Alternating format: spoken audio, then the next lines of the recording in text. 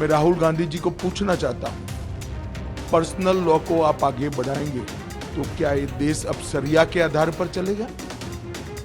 किस प्रकार का पंथ निरपेक्ष शासन संविधान आप इस देश में चाहते हैं? आज दूसरे चरण का मतदान पूरे देश भर में चालू है और अब तक का जो रुझान है, लोग भारी संख्या में वोट दे रहे हैं।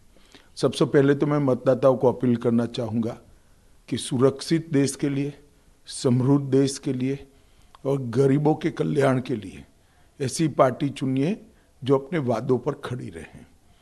देश भर में पूर्व, पश्चिम, उत्तर, दक्षिण में सब दिशाओं में प्रचार कर कर फिर से एक बार आज भोपाल आया हूँ। देश भर में मोदी जी को तीसरी बार प्रधानमंत्री बनाने के लिए बहुत बड़ा उत्साह है और हर जगह पे वो प्रदर्शित हो रहा है।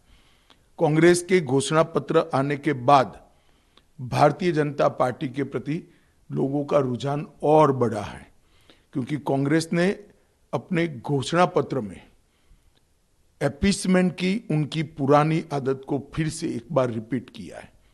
कांग्रेस के घोषणा पत्र में पर्सनल लॉ को हम आगे बढ़ाएंगे, ये बात की है।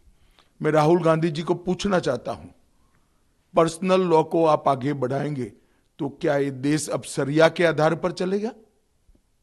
किस प्रकार का पंथ निरपेक्ष शासन संविधान आप इस देश में चाहते हैं? हमारा संविधान पंथ निरपेक्ष है। देश के कानून धर्म के आधार पर नहीं बन सकते। भारतीय जनता पार्टी ने अपने घोषणा पत्र में स्पष्टता के साथ कहा है, हम यूनिफॉर्म सिविल कोड को लाएंगे। सभी पंथ मजहब के लोगों के लिए एक ही कानून होगा। हमने ट्रिपल तलाक समाप्त किया है, यूसीसी की शुरुआत की है, उसको हम आगे बढ़ाएंगे। राहुल गांधी जी पर्सनल लॉ की बात करते हैं, वो देश को खंड खंड तोड़ने की बात है। और शरिया के आधार पर क्या ये देश चलेगा? किसी एक धर्म के कानून के आधार पर ये देश नहीं चल सकता। ये देश में पर्सनल लॉ नहीं चल सकते। ये भारतीय जनता पार्टी का फर्म बिलीफ है। मोदी जी ने जो गरीब कल्याण के काम किए हैं, उसके कारण गरीबों में मतदान का बहुत उत्साह है। दलित,